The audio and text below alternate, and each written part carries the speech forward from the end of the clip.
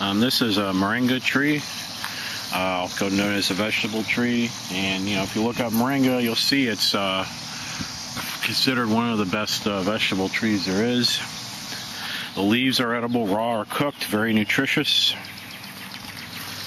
These flowers are good eaten. They taste like radishes. Have a nice flavor to them. And this creates a lot of pods also that can be eaten like asparagus.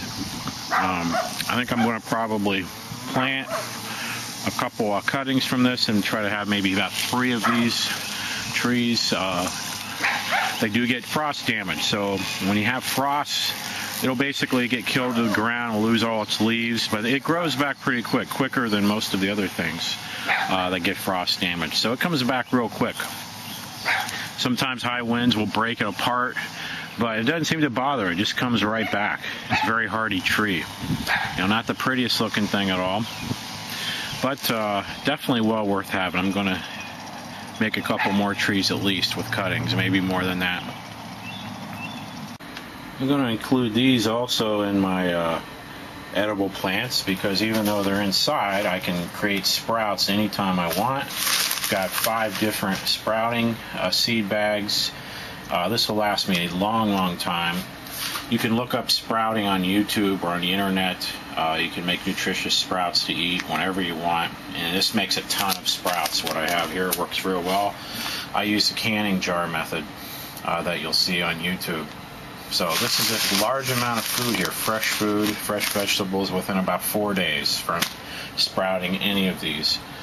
So I've got mung bean, radish, alfalfa, crimson clover,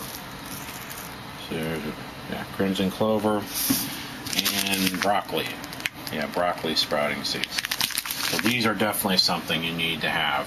I think anybody storing food, because you don't even need sunlight, just daylight to grow them, and some water. That's it.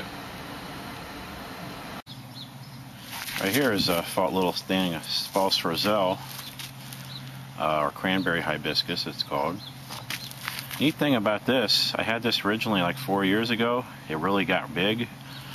Got killed by frost, killed to the ground. I didn't think it was coming back. It came back a year later. Then something happened to it again. Then it disappeared for a couple years, and now it just started coming back up after 2 years. So I'm going to try to grow this out, take cuttings, spread it all over the place, because the leaves are edible. But like a lot of things, frost will kill it back, but it does come back. But if you take cuttings, like with the other plants, you can get them to come back earlier. Save the cuttings, put them in pots, and get them in the ground, get them growing out like as soon as the danger of frost is over. So this is a good plant to have around. It's just like the Okinawa spinach, the kaya.